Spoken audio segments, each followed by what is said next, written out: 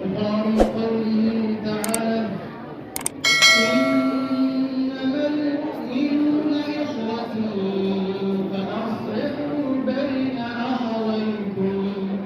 أعوذ بالله من الشيطان الرجيم. إنما المؤمنون إخوة فأصلحوا بين أخويكم واتقوا الله لعلكم ترحمون.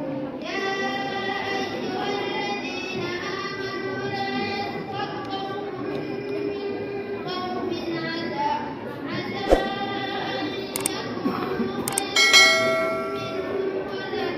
منهم ولا نساء من نساء عسى أن يكن خيرا منهن ولا تلمزوا أنفسكم ولا تنابزوا بالألقاب بئس الاسم الفسوق بعد الإيمان ومن لم يتب فأولئك هم الظالمون.